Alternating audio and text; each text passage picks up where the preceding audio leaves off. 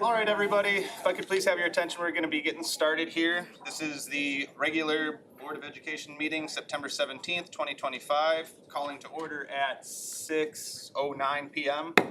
Could I please have a roll call? Sure. David Shepherd. Present. Lauren Dowden. Present. Dr. Michael Thomas. Present. Rachel Merrickwin, present. Denise Jones. Yes. Present. O'Neill Gray. On his way. On his way, tardy. Tardy. Teachers love their tardies. Tardy. Who's your tardy fruit? Michael Holler. Present. Present. Excellent. If everyone could please stand and join me in the Pledge of Allegiance.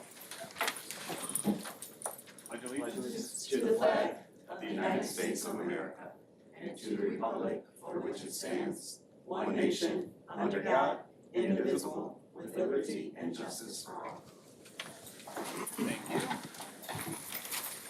If the board could please review the agenda in front of them, and if I could have a motion to approve the agenda. Motion to approve? Excellent. Second. Second, thank you. Could I have a roll call, please? Lauren Dowden. Yay. Dr. Michael Thomas. Yeah. David Shepherd. Yes. Rachel Merrickwin, yes. Denise Jones. Yes. Michael Holler. Yay. Beautiful. Okay, so staff reports. Dr. Woodland, please take us away. Of course. So our first update from this evening is from our DLA architect firm and FH Passion, which is our construction manager.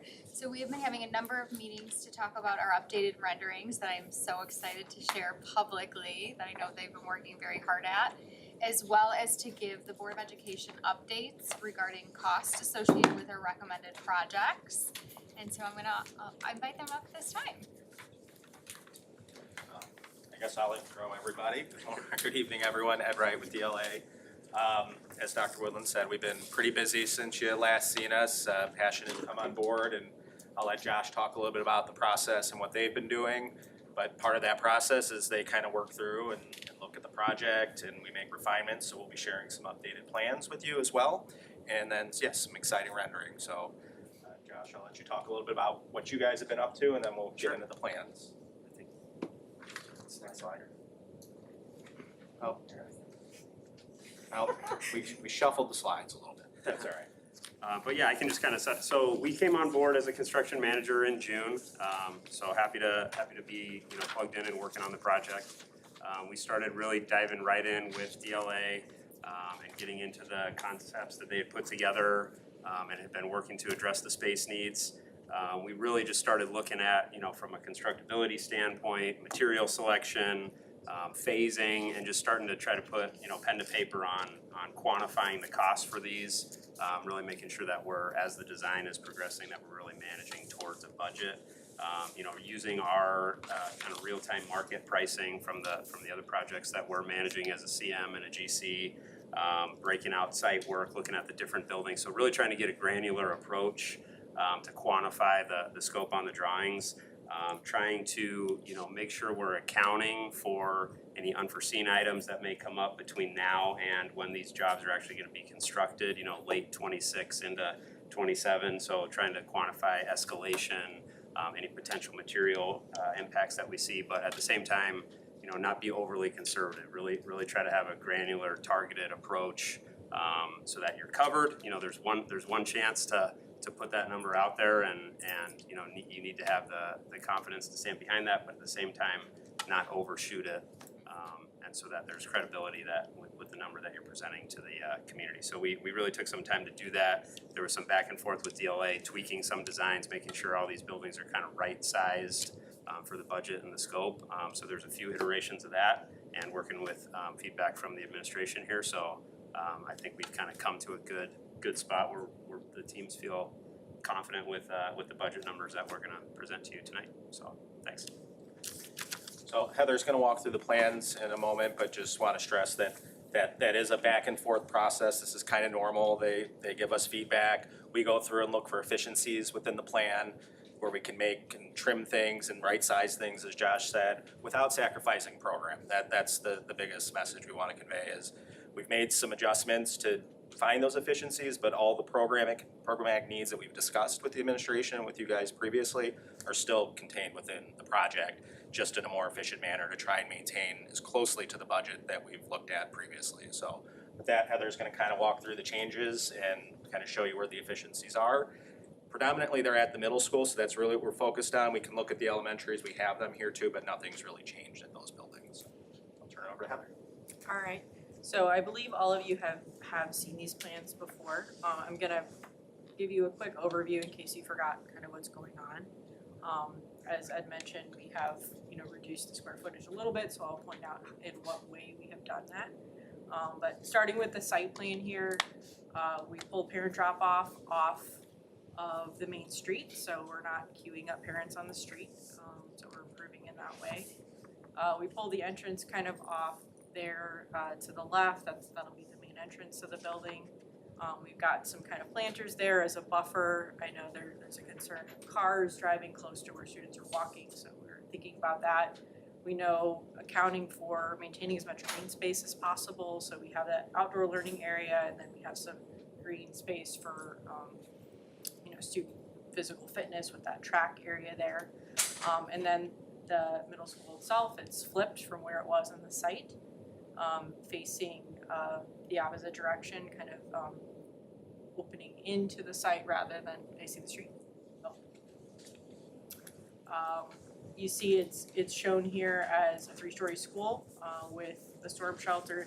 Is required to have a storm shelter component, so that's that DAT area with the horizontal lines. That would be a second phase.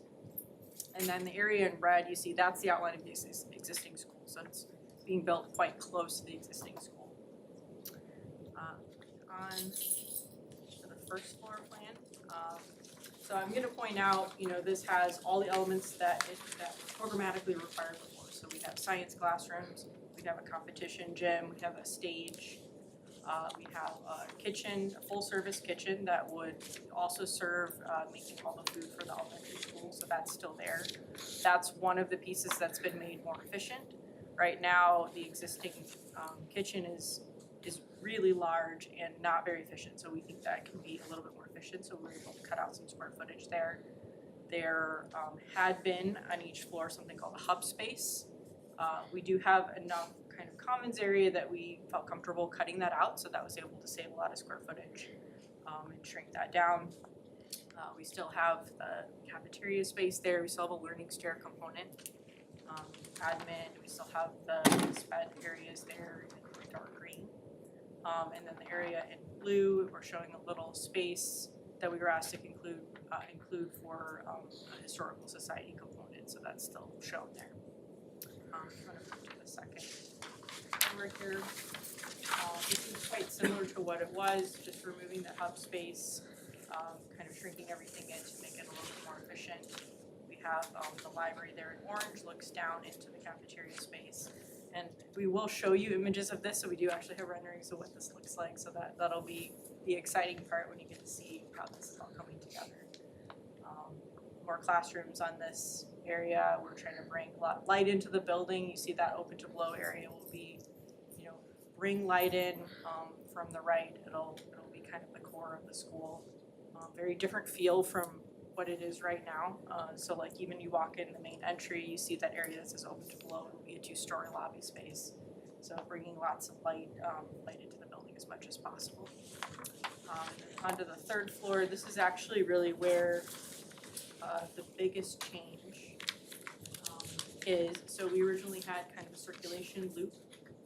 We were able to pull all of that back, make everything more efficient by removing those hub spaces and really save a lot of square footage without really sacrificing program at all. It also gives us the opportunity, that area in blue is actually an opportunity for a rooftop outdoor learning area as well. So we have that space if that's something that you would like to do. One thing I would add to that, just you can see some of those areas in tan that are in between classrooms. One of the reasons we felt comfortable eliminating the hub as a whole, which were just sort of big open gathering spaces, is there still are opportunities like that for kids to be able to pull out of classrooms and have common areas. It's just less of them and a little bit smaller. Those are always kind of the spaces that are the really nice to have, but those are the square foot eaters, if you will, so tightening those up, but not sacrificing them entirely.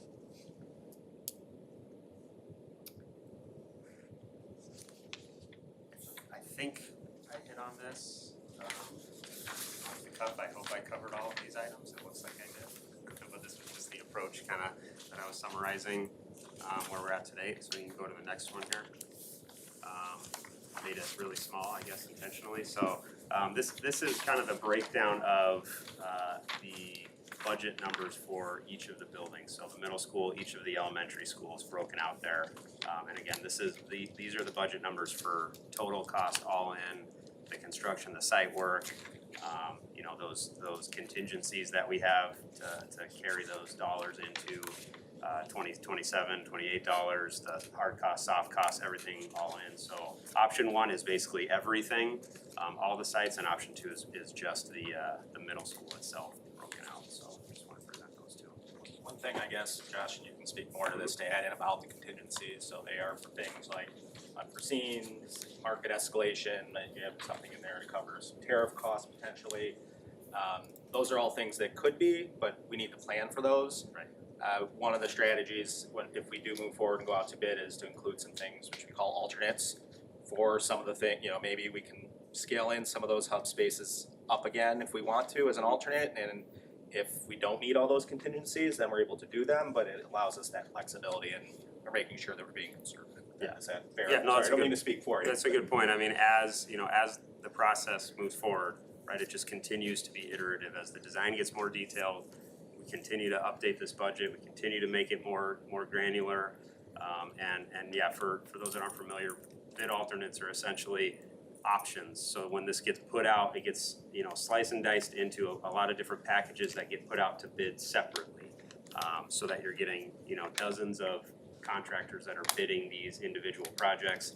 All of those packages can have different options to say, hey, if we upgraded finishes, if we added square footage to this room, then you see that real pricing, then it's not a budget number, now you're getting competitive market pricing for each of those numbers. If certain packages are coming in under budget, there's room to then reallocate that money and apply it to some of the wants if all the needs are kind of coming in under the budget. So there's still a lot of flexibility, a lot of iterations that we can go through as the process continues, so. Okay. Alright, Fun stuff. the fun part. So as a caveat, before we walk through these are very conceptual. So the building isn't really designed yet. This is just to give you an idea of the scale of it.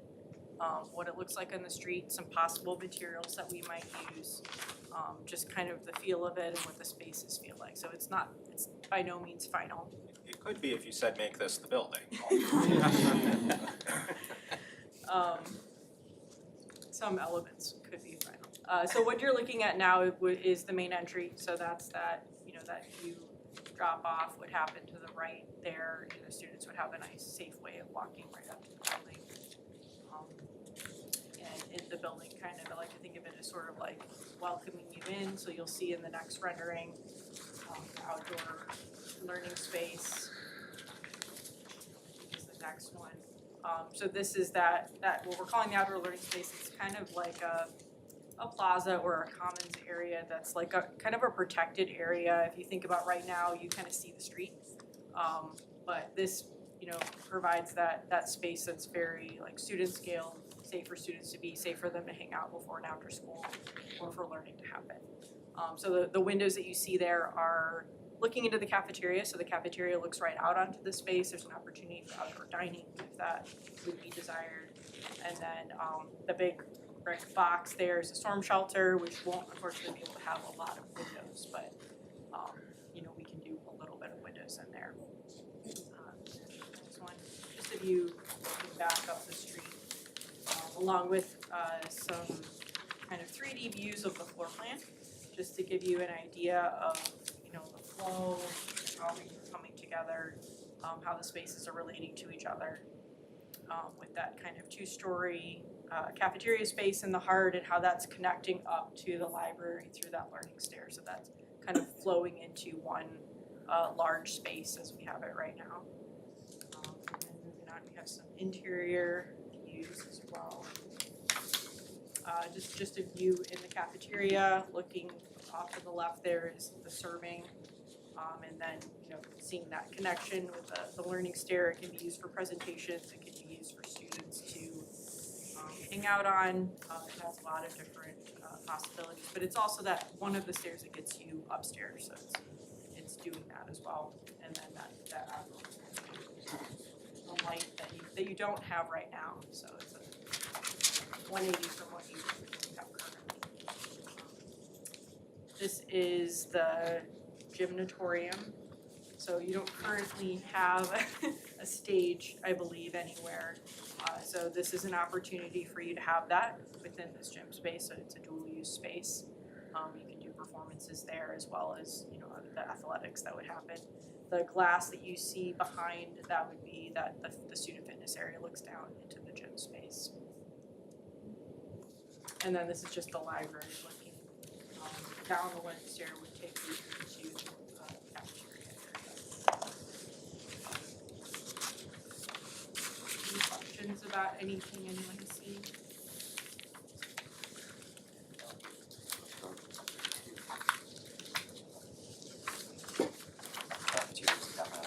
Oh. Say, you think? What did he say? The cafeteria is an upgrade.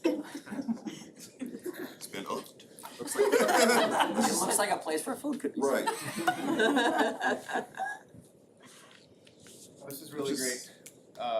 Blueprints are informative, but there's no sense of space or feel to it, and obviously, this is subject to change, like you said, but this really starts to make it feel like it's something we're working toward instead of just images on a paper. So really appreciate the renderings. Great.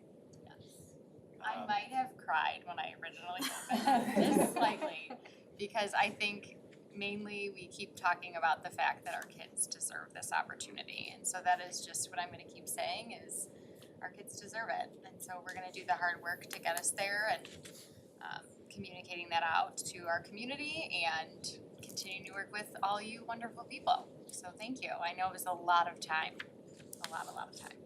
When you mentioned the square footage was reduced, you're not talking about the square footage of the building itself, it was just those little hub pieces? The square footage was reduced, and it was mainly because we needed to do an additional assessment, and we wanted to make sure that we were correlating costs to what we originally shared with our community task force. So obviously there's additional contributing factors that we have to take into consideration. And when you're really making projections that are so far out, what we don't wanna do to the public and to our community is give them a dollar amount that we know is not gonna cover the cost of a building.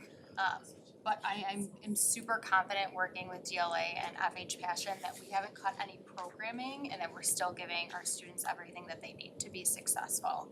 And ironically, the square footage is 124,000 square feet, which Eric pointed out to me today, and I said that might be irony or luck. We've done it on purpose.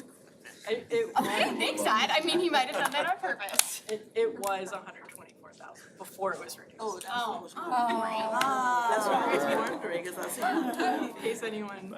To your That's point, okay, she those should have been reductions honest with were me. only in those hub spaces, not in classrooms. Not in classrooms, yeah. Not in the classrooms, just those hub spaces that Correct. we're talking about, Correct. but are we still talking about the size of the building being reduced? Which it reduced by nature of reducing those hubs, but what you're seeing here is where we're at.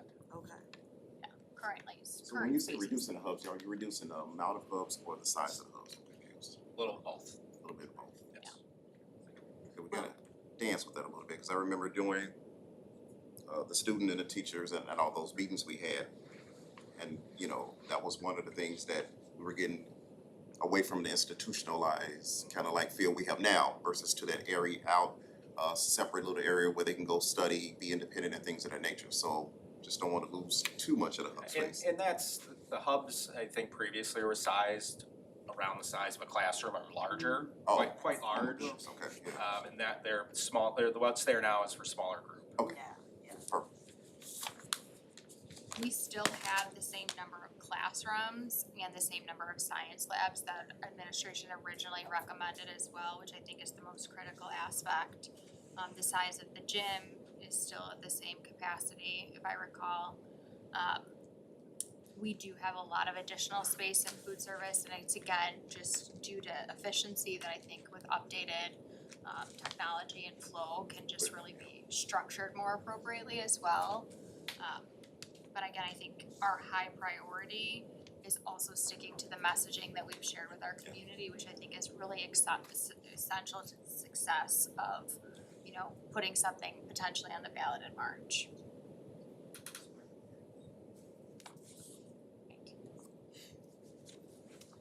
We have the elementaries, nothing's changed here, I don't know if, you guys look like you have a long agenda, so we don't need to run through them unless you want us to. I mean, if you've got the slides for it, I think it's informative to everybody. It helps keep enthusiasm high. Sure. Starting at Northeast here, this is the one that is getting early childhood edition. So the kindergarten is moving into this addition piece in yellow, and then their additional pre-K rooms. All of them are getting additional playgrounds as well, so you'll see that. I know that's a big piece of what you're missing now. And then STEAM labs are being added to, and then the other areas in blue are additional spaces that, you know, because the kindergarten is moving, some additional spaces that are moving around to make things more efficient. Just a perspective of, these aren't as exciting as the other ones, but just to give you a feel for what, you know, that looks like with the existing building in white.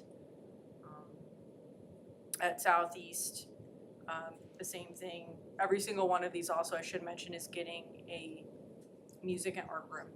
So something that's in the mobiles now, all of these are replacing the functions that are in the mobile, so there's a lot of additional student support services that are now getting their own space that will be in these additions. So that's, you know, all the different spaces, some SPED spaces and small group rooms and staff support spaces are what make these up.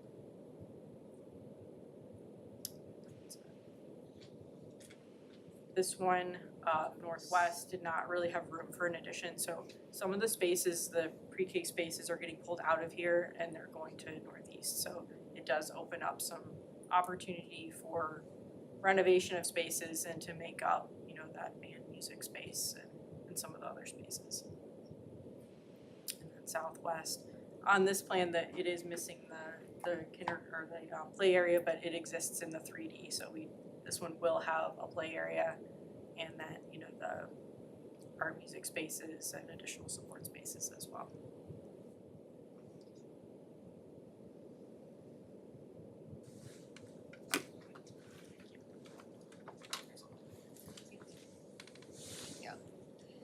So in terms of process, just as a reminder to the board and the community, we do have our informational sessions that will occur this fall, and we'll continue to promote them. So those will be conducted in both October and November. So plenty of opportunities for community members, parents, even students to come and share and ask questions. And then from here, the board will then ultimately make a decision come December on whether or not you determine if you're going to put something on the ballot of March of 2026. Are there any questions for me? When's the date of our first informational session? I knew you were gonna ask me that. October 8th, yes. Yes. And we will continue to send reminders to the community as well. And that one's at Central, correct? Yes, the first one is at Central. Exciting, right? Yeah, absolutely. Yes. Well overdue. All right, that's all we got. Thank you, everyone. Thank you Have a so great much. evening. Good to see you all. All right.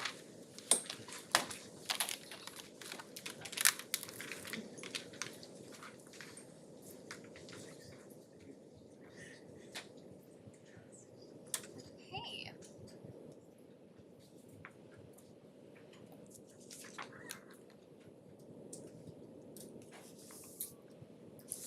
Let's try to back. Sorry. All right, next up on the agenda, we have National Custodial Workers Day. Jim, how are you?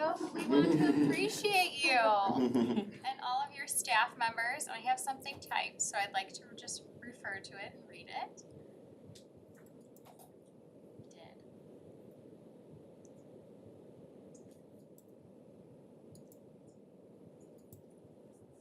And we of course have cupcakes and handouts. So we have the privilege of celebrating an incredible group of people. Our custodial team, Custodian Appreciation Week, gives us a special moment to pause, reflect, and thank the individuals who work tirelessly behind the scenes to make our schools safe, clean, and welcoming places for learning. Every day, our custodial team shows remarkable dedication. They respond to emergencies with calm professionalism. They take pride in keeping our schools looking their very best. And most importantly, they do it all with care and compassion, offering greeting students by name, offering a friendly smile, or lending a helping hand when no one else is around. So today and every day, we want to say thank you. Thank you for your hard work, your reliability, and your pride to making our schools shine. And thank you for reminding us that every role in education matters deeply. So thank you so much to all of our custodians. Thank you. And of course, we wanted to thank Jim, who is our fearless leader, who leaves them all out with fidelity and gratitude and appreciation. So thank you so much. We do have certificates for all of our custodians, and I don't think we have any here tonight, which is okay, I totally understand. But we'd like to give you yours, Jim.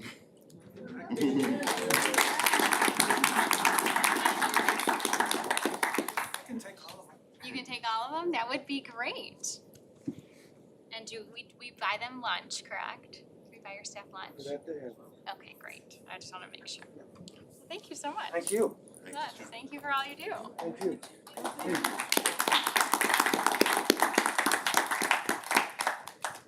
Okay, next update is for our elementary clubs, and that's coming from Miss Brittany Viana and Laura Sullivan. Thanks, ladies. Our two new APs jumping right into clubs, right? Yes. I feel like we're at the Oscars, you know, like. Alright, I'm up first. Hi, my name is Laura Sullivan and I'm the Vice Principal for both Southeast and Southwest Elementary Schools. Before I share information about our clubs this year, I would like to take a minute to thank Haley Vermeer and Scott Liska for their incredible support as I transitioned into this position. I'm grateful for their willingness to include me in the decision-making process and for being open to my ideas. Working alongside them has been an incredible learning experience. We currently at Southeast, and it is a quick turnaround when you're sending out those, hey, teachers who want to do this, and then you gotta put it all together and you gotta send it out to parents, then you're sending it back, it's just bananas. So many pieces of paper have gone into this. We are excited, we have 6 teacher-sponsored clubs at Southeast and 1 outside sponsor, Worry Taekwondo. 140 students will be participating in clubs at Southeast this fall. 4 teacher-sponsored clubs at Southwest, and Worry Taekwondo will also be an outside sponsor for us, and we have 127 students participating. The reason Southeast has the privilege of having 6 clubs is because Mrs. Eberhardt offers chorus and music at Southeast the first half of the year, and then she will do the same. She will provide those same exciting opportunities the second half of the year. So at Southeast, we have Taekwondo for kindergarten through 5th, Lego Club 1st through 2nd, History Club 2nd through 4th, Drawing Club 3rd through 5th graders, Board Game Club 1st through 5th, Music Club 1st through 2nd, and Chorus 3rd through 5th. And then at Southwest, Taekwondo is K to 5. Our newspaper club is 2nd through 5th grade, and they will be publishing some newspapers, which they then go around and sell to teachers like me, and they say, hey, do you have $1? This is my newspaper. Art Club 3rd through 5th, intramurals 4th through 5th grade students will participate, and Kindness Club K through 3.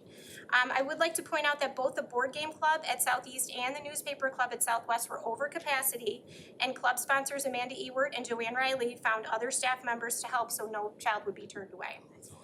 The most popular clubs at Southeast, it was a close pairing, Lego and Board Game clubs. We've got 36 in one club and 34 in the other, which I love. These are hands-on club that they allow for critical thinking, and to me they are just old-fashioned fun. Southwest Kindness Club was a big winner with 37 students. Who doesn't want the world to be a kinder place? And for the price of $10, students receive 12 sessions to learn something new, work as a team, and use their imagination and have fun. Our clubs start next week, and I know all the kids are looking forward to them. Thank you very much. Can the board get a copy of that student newspaper? It's, It's gonna be really good to read. as soon as it's ready. It's probably gonna be about 10 weeks. I'm Hopefully confident the it's gonna news be is worth gonna the be a wait. little outdated, so we're gonna, absolutely. We'll have our dollars waiting. Yeah. Love that. Maybe I can get some kids here to, sign Yeah. it. That, I think you Cats, should. the whole Yeah. bag. Yeah. Yeah. Hello, I'm Brittany Viana. I'm the assistant principal at Northeast and Northwest. I'm also new into this role, just like Ms. Sullivan. And definitely have to thank Matt and Carrie for all their patience as we're getting clubs up and running. It's definitely a team effort between teachers, families, kids. Start of the year, teachers are also just getting into their curriculum, into routines. And here they're putting together clubs for our community, which is amazing. So at Northeast, we have Friendship Bracelet Club, which provides the opportunity for students to interact with each other and to make bracelets for loved ones and friends and even for the school. Very into it. That also hit a capacity of 40 students that we have. There is a wait list for that, so it's very popular. Board game club for 3rd through 5th grade, and running club 2nd through 5th, which was also a very high demanding club as well, which is also another wait list for that. And again, it's based on teachers putting together these clubs as well. We have choir by Andy Garcia, who is our new music teacher, and he is wonderful. I've seen him at Northeast with students, and he is up and running with choir. This is new for him as well, so it's great to communicate with him. Taekwondo as well, student council, kindness club. We also have in FLY, which stands for First Love You. It's an after-school social and emotional club that meets and discusses self-advocacy and self-image, self-confidence, and self-worth. So far, we currently have about 132 students signed up. Tomorrow is when clubs are closed, but they're currently all filled. Oh, wow. So it is kids are excited. Wish we could, have more for them, but it's definitely great to see that we have these many options. And a little bit of both for all grade levels too. At Northwest, we have Digital Newspaper Club, which for 4th and 5th grade, they'll be using some more. So just like how we've been putting out information, hopefully maybe they'll be less than 10 weeks, I don't know. We'll see. We have Ramped Up Reading Club for our 1st grade that is gonna be specifically for 1st grade content and doing crafts with that. And she's a brand new teacher to our district, and she is fully going with it, so we've never had that before, so it's great to see her enthusiasm for this club. We have Art Club, which also has maxed out, which is wonderful. We have Student Council, I Lead Drama Club. In the past, our drama club has had about 45 students between grades 4 through 5. So talking about stage and just thinking about Central and how our production, some of the photos are below. Dr. Bannock does a great job with lighting. He's in charge of that. But the kids, and what's amazing about that too is the parents build and help build the set. So it's a huge community involvement, and they're 5th graders, 4th graders, so when they're going to Central, having somewhere to perform still would be an amazing opportunity for them. And then we also have Taekwondo as well for K through 5. And that holds, we have about currently 130 students, still have room to take Northwest students till tomorrow is when our deadline cutoff is. And we also will be up and running on Monday with our clubs, and we have a lot of students excited to get going and having some fun after school. So that's an update on elementary clubs. That's awesome. Any questions? Oh, this is great. What's I lead? I lead, yeah. iLead, it helps with student council of student voice, student leadership. So they help make decisions along student council side by side. That's also, they're part of the fifth graders as well, and they're representatives for their classes. Drama club, will that be, go ahead. No, go ahead. Okay. The drama club, would that be performing arts on the stage and also like maybe behind the scene? Oh, yes, no, they have crew that works moving, I mean, the kids do it completely all. It is, shout out to, oh my goodness, Siobhan Brewer. So fifth grade teacher, she is incredible, Louise Baldwin had helped her in the past, who retired. And, They do an an amazing amazing job, and it's full, like, it is It's a round the full clock production. work. And these kids are committed, and so are the families, with like between rehearsals, costumes. We had a community member for Finding Nemo actually make like the costumes. So it's all hands on deck with that, which is really neat. I only ask because, not trying to be funny, grade school, 7th grade, I performed in a play and I was like Santa Claus and I was on vacation. I refused to deliver toys. I remember to this day, everything. So just how impressionant that is. That's really cool. So true. Yes, no, it's great. I hope we'll be kept abreast of when the show is, Right. because Oh, it yes, seems like something we need to go see. yeah, definitely, Mike, for sure. Day we and might an need evening another dollar. production. Yep, we have a day performance, an evening performance, so, yeah, no, it's great. And they do a different, Siobhan Brewer picks like what she's gonna do for the year, like months, like she had, actually, I don't even know what the one is coming up, but she's already in the plans of it before Nemo was done, so she's amazing. Great. Thank you so much. All right, thank you so much, thank you. Right, next up we have our Central Middle School deans that are presenting out on clubs and activities.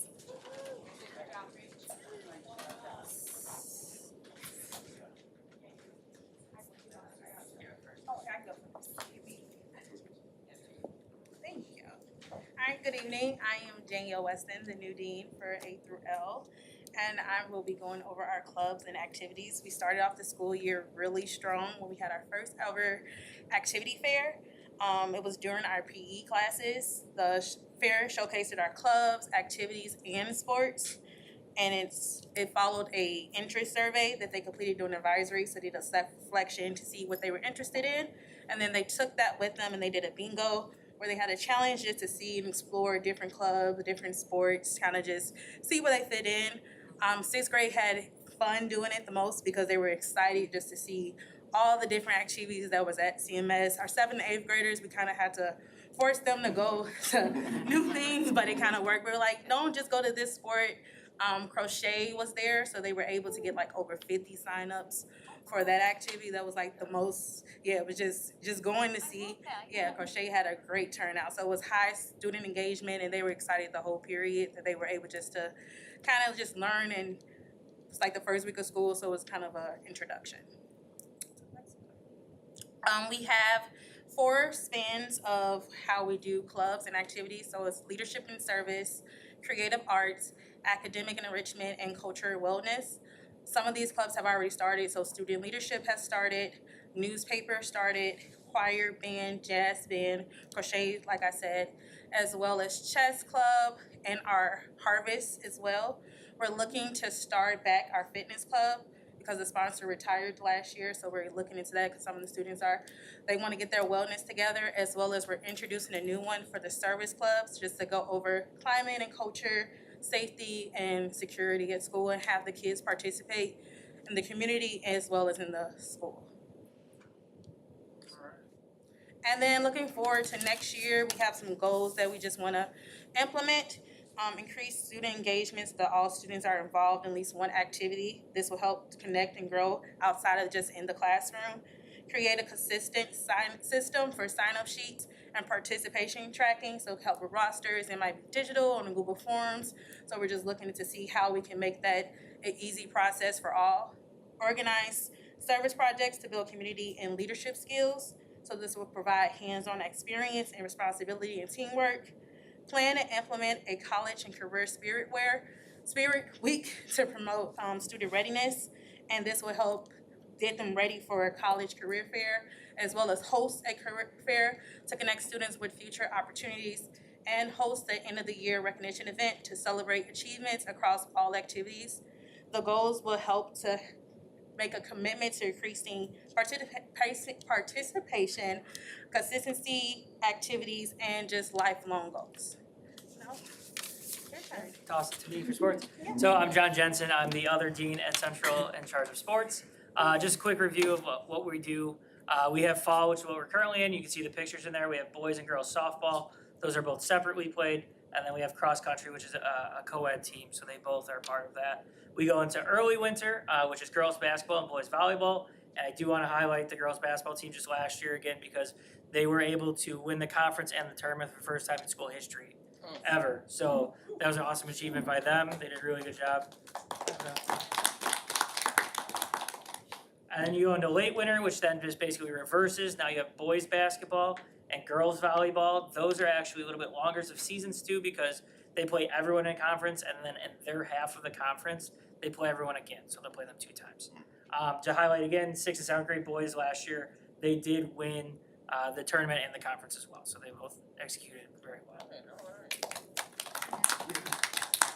And then the spring, we finished with boys and girls soccer, and then track and field, which is co-ed as well. I had goals up here last year, so kind of updated on the goals so we kind of know where we're at.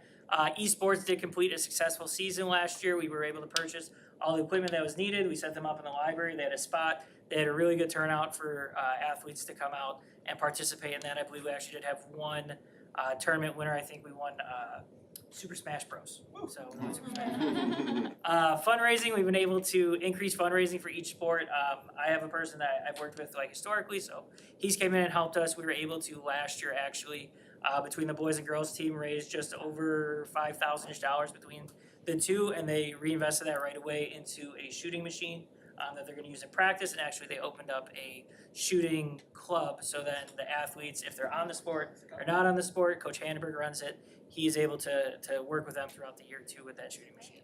It's pretty cool. You usually only see that at high school, so it's really cool to see it at a middle school level. Looking at our operations, we were able to create last year different forms of documentation to make sure that we're able to track who is purchasing what, when, and where. I worked with Eric last year and part of this year to create an athletic budget so we know how much is being allocated into each sport and what we can spend. We also created a uniform rotation. So now that the teams, when I talked with some of the teams, when you would ask about the uniforms, they couldn't even tell me when the last time they purchased a new one was. So last year we had cross country track purchase them. Boys and girls softball this season both also started with them. Soccer and esports are currently in finalizing them, so even esports is going to get a cool esports jersey they're going to use when they go compete, and then we're putting them on a 4-year cycle. So now we're able to kind of circle through that. The idea behind that is once we have these jerseys in 4 years, those will be handed down to the 6th, 7th graders, and then the 8th graders now can have a nicer even jersey, and they just kind of rotate through every 4 years into the nicer uniforms. Where did we go?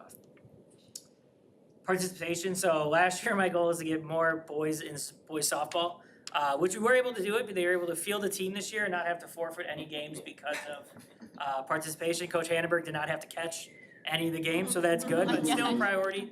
Definitely something that him and I are working on for next year to get more participation in that.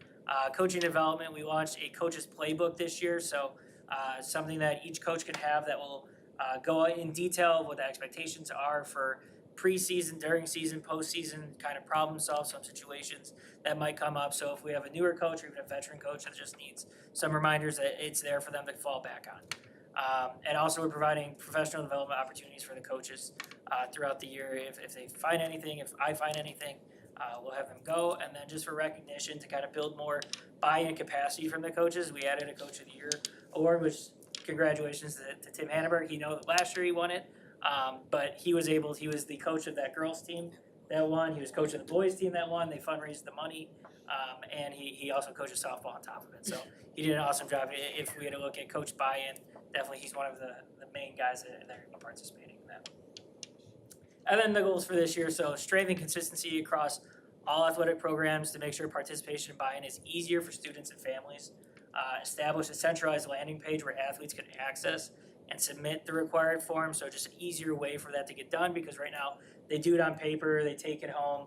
I know at the high school they use like Snap and all these different things where you can easily just click, and everything's documented, track view, forms are paid, and it's done easier, so looking at something like that.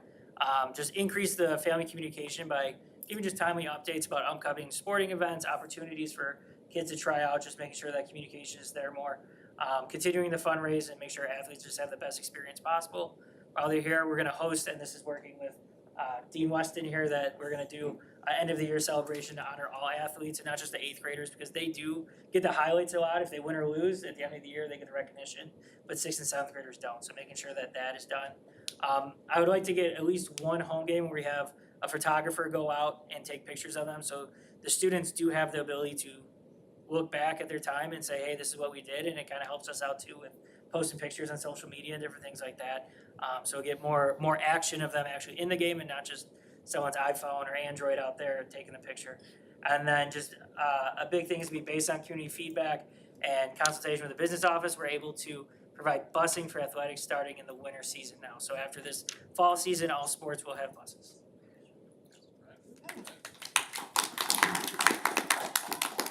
Any questions for you, Russ? Are we providing CPR? Yes. Yes, so to get everyone on cycle this year, even if they did CPR last year, they're going through training this year, all of the coaches, just to make sure that everyone is on cycle, we have it tracked, and then going forward, we know who needs it, and even if someone new would come in, unless they had CPR done that year, they're still gonna have to redo it when they first come in, so we know exactly when it's been done. What about the students? Are the students being trained how to do CPR?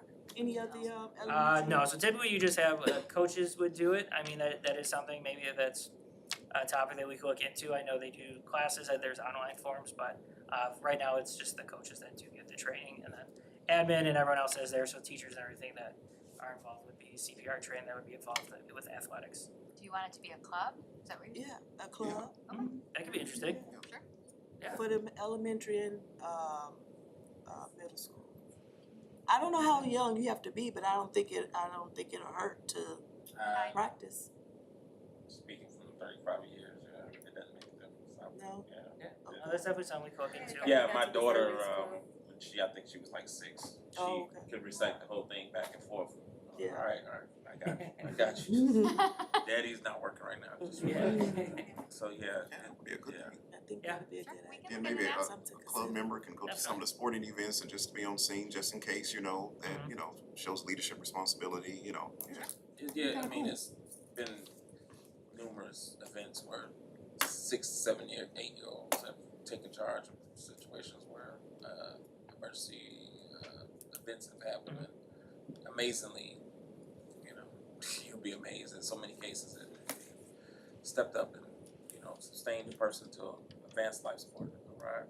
So. That would definitely be a good idea, I think, for sure. And then one thing I didn't add into this and just hit me, is that I am working with Mike Tullio, in charge of band, and we're gonna look into getting some pep band going on during basketball games, volleyball games, a little bit. Not too crazy, but just something to get the kids that do play instruments a little more into everything and not just have their concert, but actually participate. That idea, that's great. Should be fun. We're working on that right now. Football games. Yeah, it's Yeah. kind of that concept, just give them a spot in the stands when they're playing and have a couple songs geared up and ready to go that they can bust out and timeouts and different things like It's that. like so cool at like college basketball, Mhm. everyone's Yeah. seeing it. Yeah, It's so like at definitely the that idea we're going. graduation when we had the live singing. That was- Remember they were singing live and I'm like, where's the music? I'm like, oh, they're singing live. That was kind of cool. Great. Thank you for Thank you. all of your work on Thank this.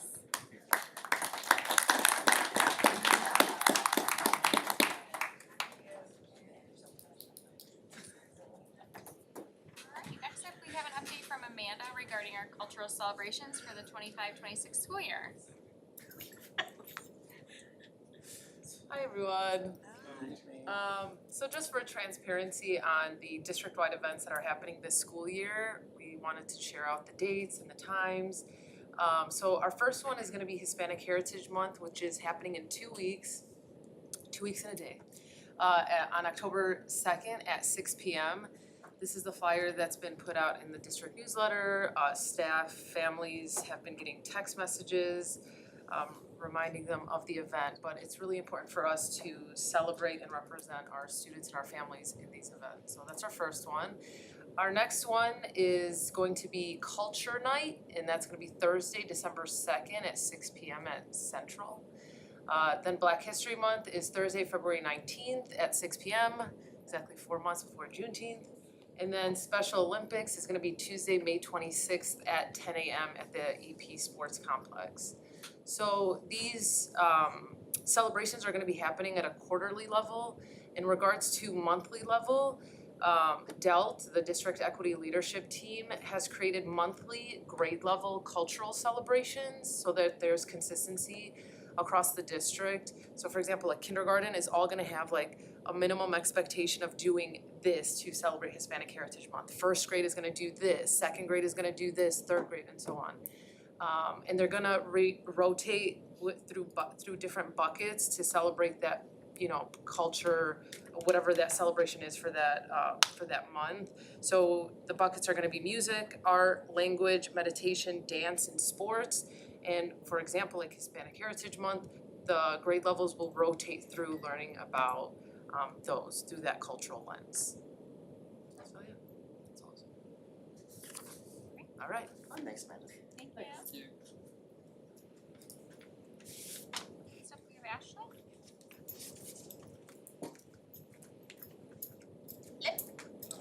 Good evening. So I'm sharing on a couple of things tonight. The first being our opening day institutes. So we had 3 days once again this year, which is really kind of proved to be kind of a sweet spot for us. We have the day where where teachers and staff really have time within their buildings to focus on building level things. We have the second day, which generally is like our training day, district-wide, and then the third day where we have come together and kind of kick off the year. So for our day one, we have the soft start in the buildings. So usually our buildings kind of have breakfast together, do something like that. They have their staff meetings, do some team building things, and then teachers in the afternoon have time to prepare in their classrooms. So that always proves to be a nice first day. Day two, this year we got together, we had a lot of work that we accomplished on that day. We did curriculum work, actually that should be K-5. So K-5 all worked on curriculum. Remember we had some grading things that we began to implement last year. So our teachers came together and really kind of fleshed out some of our curriculum maps and started some of that work for the year, identifying what are some of these common formative assessments that we're gonna be using. We really have done the work on the common summative assessments, but really began to flesh out some of that. And then they also had EQUIP training, which is a tier 2 math program that runs along the side of our Eureka Math Squared. And it is kind of a pre-assessment that our students do before the modules. They then kind of gives you an idea of what skills or what gaps are identified for each of those students, and then what lesson that's going to come in. So it helps them the teachers to say, these students need this skill before we get to lesson 6, to really try to pre-fill those gaps so that they are not lacking after. So they also received that training on that day. 6 to 8 did a lot of the similar work when it comes to grading. They also worked on identifying what are they doing for across the board for their reassessments, and what will those reassessments look like in the math department, and what will the reassessments look like in English and so on. So they did a lot of that work on that day, and then we also had special education articulation meetings at CMS specifically on that day too. And then day 3, we got together, Dan, does that link work? I wanted to share with you, so we had Chris Singleton came to us on this day. He did an excellent keynote.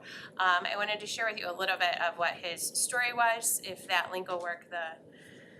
Which one is the? It's on, I'm sorry, it's linked in the August Institute, where it's underlined at the top. So this was his story.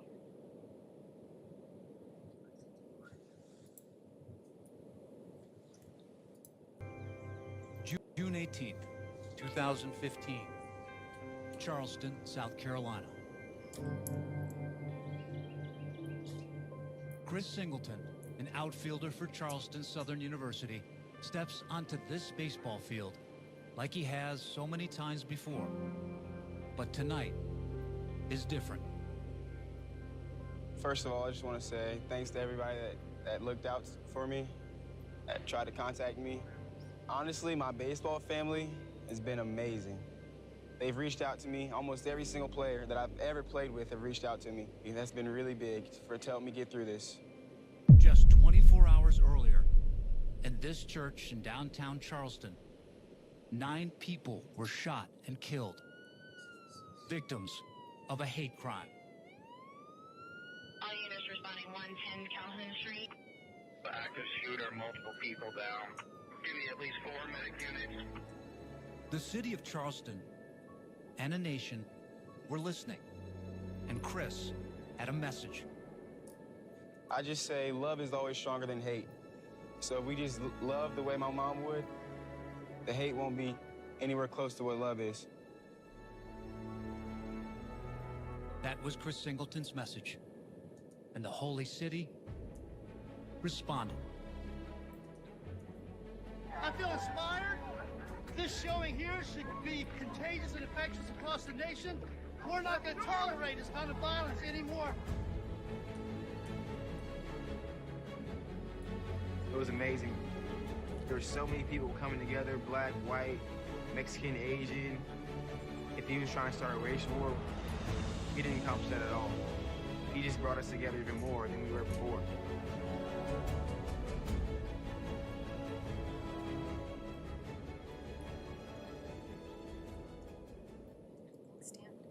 So that was his story that he shared with the staff on that day. And one of his slides that really struck me, life is 10% of what happens to you and 90% of how you react to it. And he took this horrible tragedy and he did what he felt his mom wanted him to do, and that is to teach love. And he said repeatedly that he felt like if the person who had done this horrible act, if someone had loved him, if a teacher had come in and really taught him that message, then he may have saved his mom. So his goal is to share that message with as many people as he possibly can, to try to do what he can to prevent further tragedies. And we felt so strongly from the staff, and the feedback that we got from the staff was this was when we brought some pretty heavy hitters, I would say, in for our keynotes, and this by far I think was one of the most well received. He has a number of books. He had those books up front, and so we had to pause for quite some time because so many people were wanting to come up and meet him and speak to him and to get his book. So his message was just really powerful and I would say emotional for everyone. So he helped us to kick off then day 3. So thanks, Dan. The next update that I have for you is our update on our Grow Your Own program. We call it hashtag,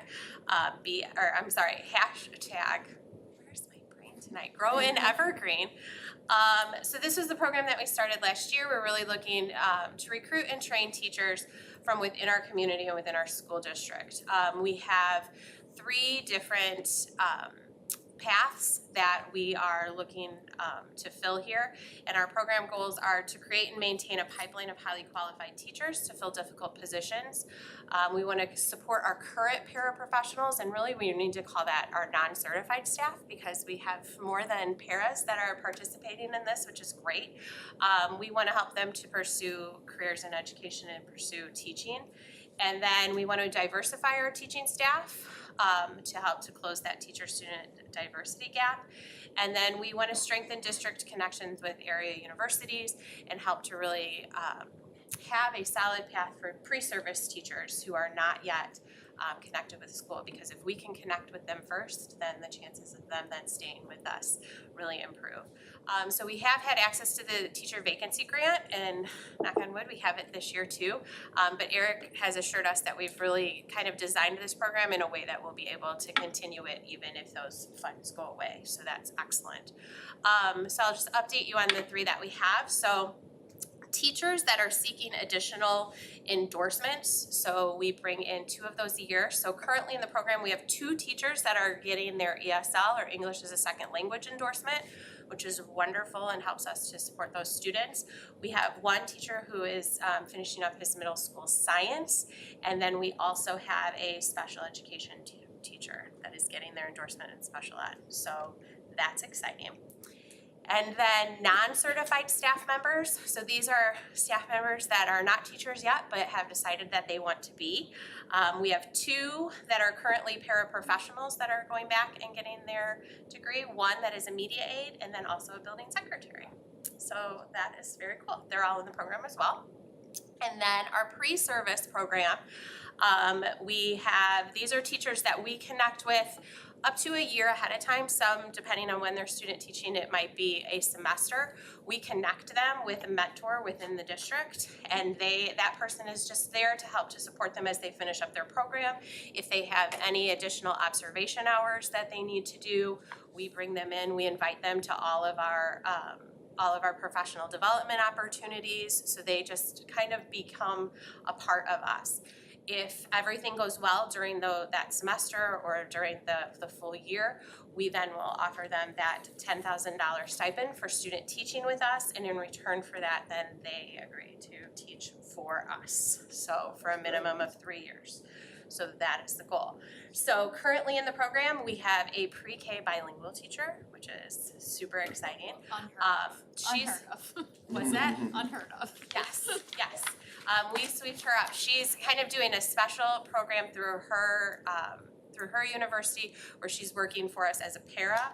Then she'll take a break and student teach with us, and then she'll complete the year as a para, and then hopefully work as a pre-K bilingual teacher for us. We have a social worker, so she's currently doing a social work internship. We have an elementary education teacher, and then last semester, and so teaching for us this year, we have a CMS English teacher, and she's doing a great job. So really excited, this is working, so. Yeah, any questions? All right, thanks.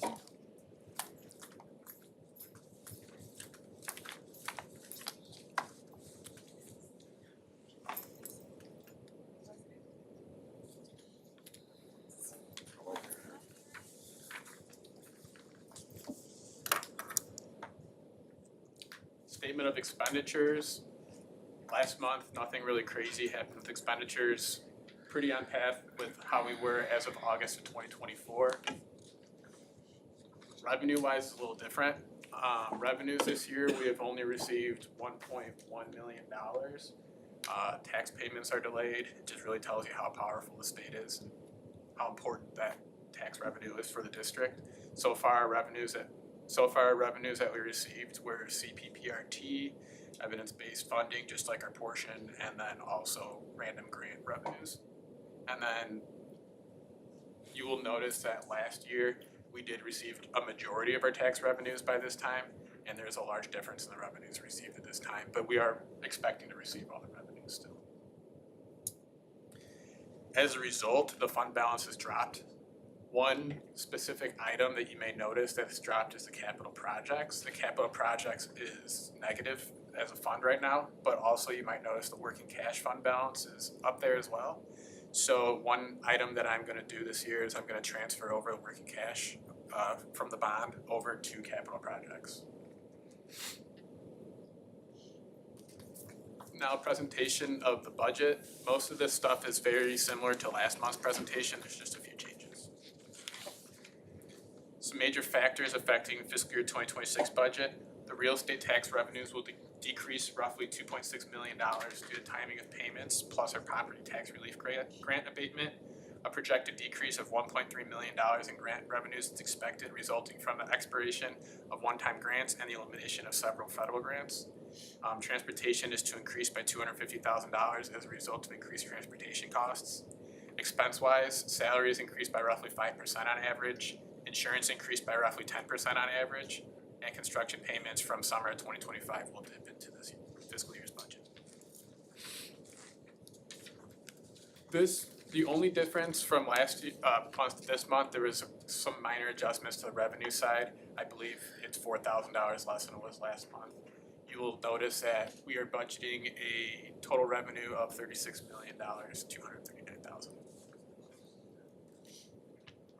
Budgeted expenditures, there's a couple adjustments as well on this end, nothing crazy. The budget is projected to go up $721,000 expenditure-wise to $38.6 million.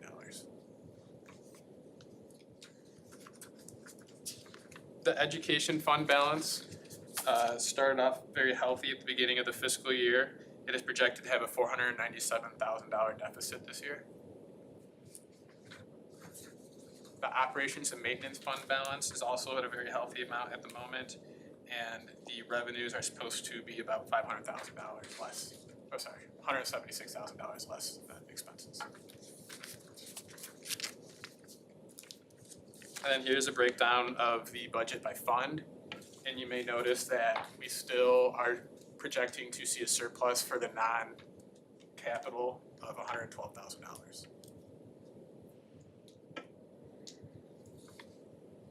And then this is the historical and budgeted fund balances for all funds. This is what the fund balances are at the beginning of each fiscal year. And the red line is the 6-month reserve goal. Does anyone have any questions? Cool. Thanks, everybody.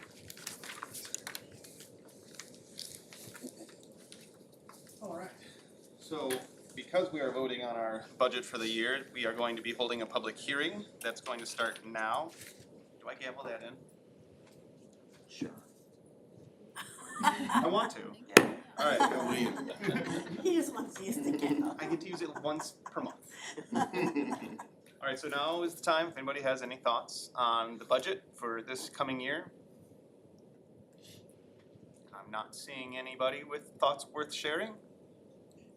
And so at this time, we will be closing the floor. Double gavel. That's And three, yeah. 300% increase on my gavel use. Okay. Great hearing, everybody. Next, public comments. Do I have any public comments? I have no public comments. Per Board of Education Policy 2230, a few reminders specifically about the logistics for the public comment portion of every meeting, including this evening, as is posted on our agenda publicly for every meeting to respect all of our stakeholders, our commenters, our board, our public. We adhere very closely to the 3-minute limit for comments per everyone. We set a timer and we expect everyone to respect their 3 minutes. In addition, we do not respond to public comments at board meetings, but we hear them, we respect, listen, and take into account all community member concerns. If there's a specific question that comes up that either we or a relevant staff member can answer, we will endeavor to do so in a timely manner. Moving on. Board reports. Mr. Shepherd, if you could please share out on your Aero Governing Board meeting, please. Sure. I attended the meeting just a day or so ago. Nice meeting. It was nice attendance. It opened up, went over the agenda as usual. There was an award that was given. It is the Heather Bryden Aviator Award of Excellence, which was given to Melissa Ferry. She received 19 out of 19 votes for it. She's, I believe, been with Aero for 6 years, I think, in the system, like 11. I kid you not, she didn't look her age. We were all shocked, you know, but she was really thankful, and it was really nice. So they'll continue that on yearly. Then there was a naming of the gymnasium. It went to the Weirden brothers. Weirden, quite sure I got that right. It's Michael and Daniel. They did a lot. I'm not gonna bore you all with everything they did. They did a lot. They also were instrumental in getting up to like $25 million for the Aero, construction and all the stuff. So they named it after the two brothers. Their father was there, which was kind of cool. Everybody was in tears, but it's going to be known as the Weirden Gym. They brought us up to breast that they're going to replace 3 of the Aero vehicles as usual. That is something that's normally budgeted in, so it's nothing, They did mention that during COVID, that was hard to get vehicles replaced because there was parts, no vehicles available. So they playing catch up now, so 3 gonna be replaced. And if you're curious of how they replace vehicles, they go out to the local districts first and they ask any of the partners in the co-op, do they want them? And if not, then they go out to, there's a dealership that they're using right now, then they'll go out like as a bid package. So that's good. There was something called the Fund Code S that is related to Public Act 103-0644.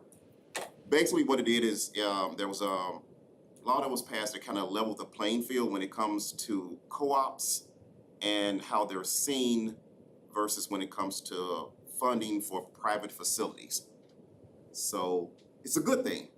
That's what I got from the gist of it. I mean, it was a little complicated, but it's pretty good. There was a lot of reports from the assistant directors on just basic things. However, the STAR program is at a pause right now for enrollment due to room. There's no more room. They're sad because they now have to turn away anyone who is not part of the co-op if they come, because there's just no more room left, none. Again, they wanted us to stress, if anyone has any room anywhere, could you please help them out, because the school is full, the satellite sites are full, and they just don't have any more room. So it is what it is right now.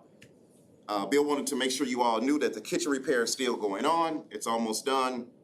But rest assured, all the children are definitely receiving a meal. So it's 6 to 8 weeks. He feels that they'll probably be finished. There's kind of some things going on with the insurance company and some equipment that needs to be replaced or more efficient equipment that needs to be brought in. And pretty much that was it. We went to closed session, discussed some things, came out, took a couple of votes, and that was the meeting. Excellent. All right, thank you, David. And Mrs. Jones, could you please provide us with your CASBA update? Yes, so I had the privilege to attend COSBA Federal Advocacy Conference. COSBA is the consortium of State School Board Association. It serves 25 states. It has 6,700 local school boards, 42,000 school board members, serving over 1.85 million students. Under COSBA is the Illinois Association of School Board, and it has 848 out of 849 school districts in which it serves. That is me. We had the opportunity to meet some wonderful people there in Washington, D.C. I was able to meet some Alabama residents for the first time. Again, met with Congressman Jackson there, met Tammy Duckworth, also Sean Caston. It started off really good, a meet and greet. We had some minor training or some sessions. One of them included updates in regards to AI. They spoke about there's a federal policy that's out. It's not, every state does not have it as of yet, but of course Illinois is not one of them. It's actually a grant that features ways to teach how AI actually works. So that was very interesting. They had a young man teaching in regards to how to engage with AI, how to create with AI, managing AI, designing with AI, again, surrounding education. Some of the questions were asked one was I cannot see. What are some internal policies for AI? How many teachers use AI? And what are you doing to guide against AI?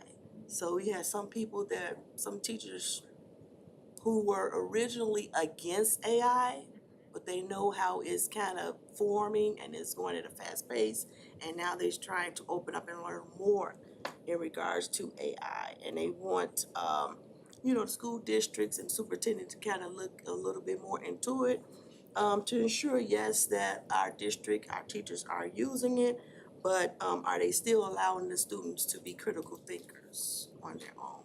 So that was it was a really good session in regards to AI. I'm kind of go real quick because it was so much. They had Bob Woodard there.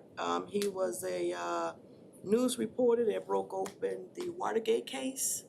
So he was really good with speaking about politics, policy, trying to help guide school advocacy districts and the connection with Washington, DC. He was really good with his answers. He was really cautious about not saying who his favorite president is and, you know, and all that good stuff. So I thought him to be very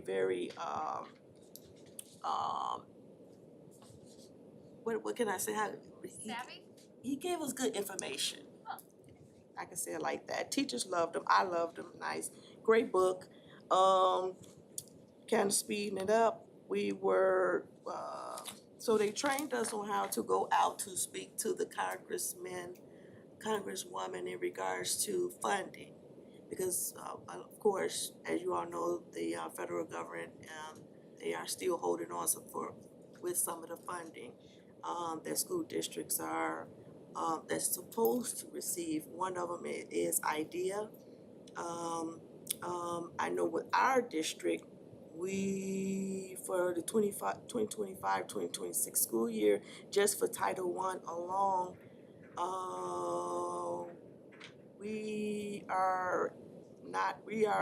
the budget cut was over $38,000. So funding was less than $38,000, if I'm getting that out correctly. So we were able to speak about mental health in regards to the school districts. Let me see. I'm going quick, y'all. I'm going through. There's a mental health act actually down in Springfield. It's called the SB 1560. The bill was passed for Springfield, Illinois, beginning 2027-2028. It will provide mental health screenings.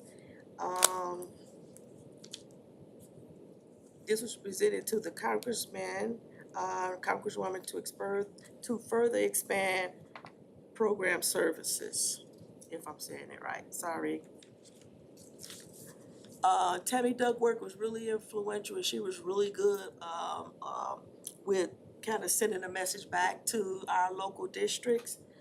She talked about, you know, a possible government shutdown, which, you know, some of us are aware of that. And Medicaid, she talked about ICE and how they can go out as far as 100 miles, so be knowledgeable of that. It's not just in Chicagoland area, but it can span out at least 100 miles from the border. Really, Sean Caston, Congressman Jackson, they all supported IDEA title funding, mental health services, screening and other programs. One thing that really caught my attention was, and I'm like, this is the reason why I want to attend this event, this conference. I was unaware that one of the Congressman Caston in particular, actually helped another district receive some funding for mental health screenings. And he asked them, what did you all do with furthering the program? And they said, oh, nothing. I'm like, what? You all did not utilize the money to further the program? So I invited him out to visit our district and to visit and meet our superintendent. And he was excited to do that, so that's still to come. It was a very, very, very, very good event, a very good conference. I met some really good people. Actually, I was re-injured my knee. It was bad. So if you all know, going to Capitol Hill, you are not driving, you're walking the entire time. So I sacrificed my body. I pushed myself to make sure Evergreen Park, District 124, had a voice at the table. And I didn't get a chance to talk about the facilities this time, but I did send them a thank you email asking them and for their help and their participation with servicing and sending funds here to our district for facilities. So I sacrificed my body and I had a really nice time. That's great. Thank you. And you all are more than welcome to come. You can go 2026. Yeah. Like Alabama had like 15 people. Oh, wow. That's crazy. It was a lot of people there. They had teachers there, superintendents, you know, so presidents, board presidents. Yeah, so it's a really good thing. And one of the things one of the reasons I can't get it out, I'm sorry, I'm nervous. One of the reasons why I really want to do this is because knowing if this district is on the forefront of them, if they remember Evergreen Park, when funding or trial grants, I don't know what is, you know, the political term for it. And they have the opportunity to send them somewhere. I want them to think about us. I want them to consider our district. So that's one of the reasons why I've been partaking in this event, and I would like for you all to join me next time. Thank you, Denise. Thank you. Appreciate you putting your body on the line like that. Bringing it home for us. Yeah. Maybe Congressman Caston will come on by. We'll get to give him a tour. Yes, I'm really hopeful that he comes. Congressman Caston, Congressman Jackson, Yeah. and Congressman Tammy Duckworth. Love it. Senator Tammy Duckworth. Senator, sorry. Well, excellent. Thank you so much. Senator, I keep it senator. Yeah. Thank you. Okay. Moving right along, the action items are up next. We have our consent agenda. Item 1, approve monthly transactions report for August 2025. Item 2, approve fund balance reports for August 2025. Item 3, approve expenditure report and projected payroll report for September 2025. Item 4, approve board minutes from the regular meeting of August 13, 2025. Item 5, approve the closed session minutes from the regular meeting of August 13, 2025. Item 6, approve board minutes from the special meeting of September 3, 2025. Item 7, approve destruction of closed session tapes from May 2021. Item 8, personnel recommendations. We have 5 additions. We have 5 FMLA leave of absences. We have 3 resignations with intent to retire and 3 resignations. If I could please have a first motion. Motion to approve consent agenda item A. Excellent. Is there a second? O'Neill. And a roll call, please. Dr. Michael Thomas, Yes. O'Neill Gray, Yes. David Shepherd, Yes. Rachel Merrickwin, yes, Denise Jones, Yes. Lauren Dowden, Yay. Michael Allmiller. Yay. Yep, motion passed. Wonderful, thank you. Item B, approve the fiscal year 26 budget. Do I have a first? Motion to approve the fiscal year 26 budget. Thank you, and is there a second? Wonderful, and a roll call, please. Dr. Michael Thomas, Yes. O'Neill Gray, Yes. Rachel Merrickwin, yes, David Shepherd, Yes. Denise Jones, Yes. Lauren Dowden, Yay. Michael. Yeah. Allman, sorry. Michael number 2, Michael number 2. the non-doctor. It's been a long day. It's been a long That's also day. what my family calls me too, by the way. The non-doctor. My brother is a doctor. Okay, well, the non-doctor. Really great. You're So, not- that makes so it's a really, really great thing when we get together. Okay, perfect. Good. Item C, approve second reading and adoption of revised board policies 5100, 6150, 6235, 7190, 7200, 7210, 7250, and 7270 as recommended by the Illinois Association of School Boards. Do I have a first? I'll make the motion. Thank you. And do I have a second? Second. Wonderful. Could I have a roll call, please? Okay, Rachel Merrickwin, yes, Dr. Michael Thomas. Yes. David Shepherd, Yes. O'Neill Gray, Yes. Lauren Dowden, Denise Jones, Yes. Michael Allmiller. Yay. Motion passed. Wonderful. Mr. Yeah, just a mister, unfortunately. Okay, so at this time, we're going to recess to closed session to discuss the appointment, employment, compensation, discipline, performance, or dismissal of specific employees of the district or legal counsel, including hearing testimony on complaint lodged against an employee or legal counsel to determine its validity, 5 ILCS 120/2C1. All in favor? Aye. Excellent. For those streaming at home, we will not be coming back after closed session. Those of you in the room, you're welcome to stay, but we don't know when we'll be back, so please feel free to grab a cupcake on your way out, and thank you for joining us this evening.